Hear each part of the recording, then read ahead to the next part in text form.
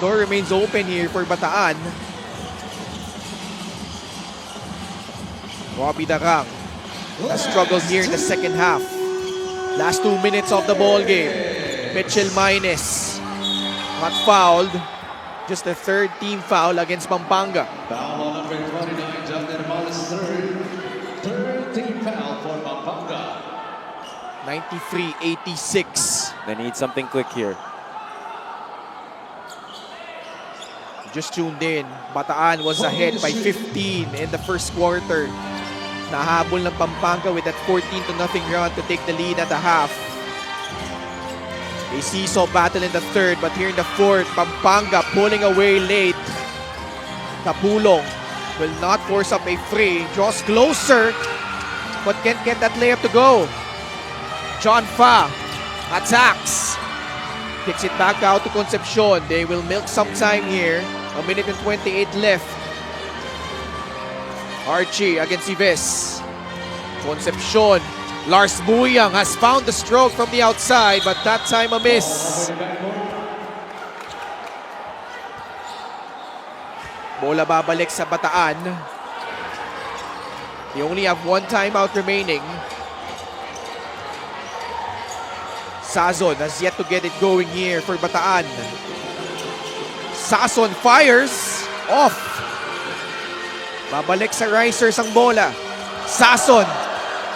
Kapulong. Minus for free. Wala pa din. And foul will be called against Bataan. Just a series of misses right now for the Risers here down the stretch. It has really hurt their cause sa laro na to. That ball just not falling through the hoop. A series of good looks. Some strong drives to the basket na talagang hindi lang talaga nahuhulog. Pampanga managing to respond to that with some timely hits of their own. And Pampanga, to their credit, they have really stuck to the game plan. They have really played the percentages. Dahil kahit nag-iinit pa si Mitchell Maynes, they're letting him take those outside shots. Jamil Gabawan and Jamoy Gilos having a tussle on the other side. This is highly unfortunate, especially with the game already winding down. Just 52 seconds remaining. Matagal pa ito Bataan still has a slight chance. Yes. And if the calls favor Bataan in this sequence, this could give the Risers a chance to get back in this game, and that just might show us that Egilos might be the one called for more. Egilos will foul out. Had a technical foul earlier, therefore he's been assessed with game disqualification. Yeah. Jamil Gabawan out of the playing court. So Gabawan is ejected after incurring a technical foul.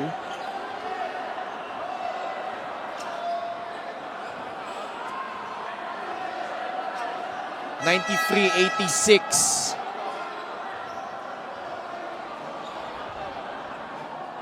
.2 seconds left. Gabawan, his night is done for Bataan, finishing with 4 points, 8 rebounds, and 3 assists.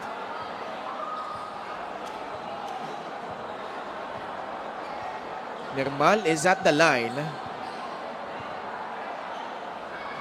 Pero pwede pa ito for Bataan Pampanga. So it seems that Pampanga had been favored from those calls. Di natin masyadong naintindihan kung ano yung tinawag dito But I think our referees are still reviewing it.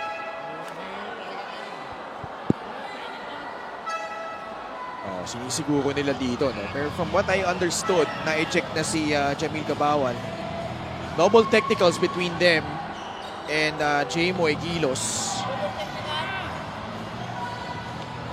But I think he incurred either a technical or an unsportsmanlike foul earlier. Okay, so dapat walang free throws itong Pampanga. But Normal Hindi. will get the free throws because Because of the foul. yeah. Penalty na kasi ang Bataan eh. John Nermaldo sinks in the first. Has struggled at the line tonight. Only 4 out of 6. Kailangan ituro ni Coach Aisel kung paano mag-free throws tong mga Pampanga. Oo.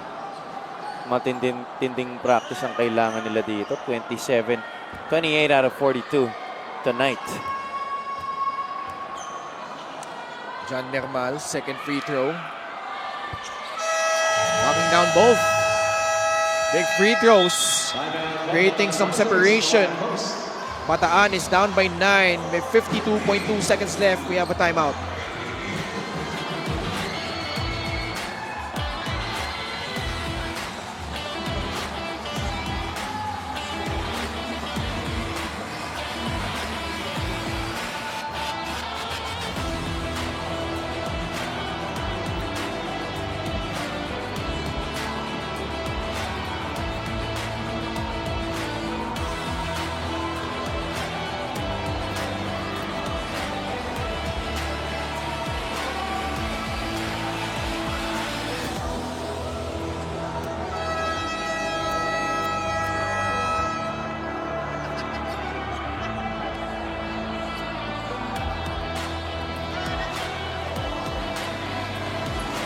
Still here in Camalik, the Orion Sports Complex dito po sa probinsya ng Bataan.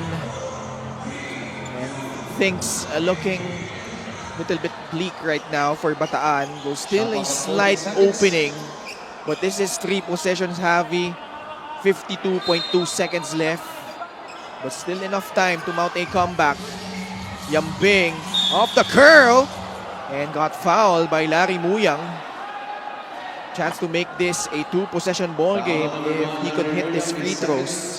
Yeah, he needs all 3 free throws here. Yambing, first time this season entering double digits in scoring. Certainly his breakout performance, but like you said, he needed all 3. He already missed the first one. Bataan also not shooting well from the free throw line tonight. 13 out of 21. Yambing, 2 out of 3. 20 points for Winwill Yambing. Foul on Yambing. That's gonna be it for Winwill Yambing. He will finish the game with 20 points and 6 rebounds. Concepcion will go back to the line. Now, I thought the unsung hero, Renz Palma, really turned things around in the second period, Javi. And really, Pampanga followed his lead. Larry Muyang got hot, especially in the third, at nagtuloy-tuloy sila dito. Aside from Renz Palma, I think it was also the creation of Archie Concepcion in that period that helped Pampanga get some scoring opportunities aside from the contributions of Renz Palma. Again, the question for Bataan, actually hindi tanong yung talent eh. Yung upside, yung potential. The question has always been, can they be more consistent for them to be a legitimate threat against the top teams, especially in the North Division? 96-90. Foul on number 7, Yubin Kandi, penalty second. Because we saw flashes of brilliance again from Mitchell Maynes and William Bing. Kapulong also with 15 points. I think yung depensa nila lalo no in the second half. Kung mawala dito yung Pampanga.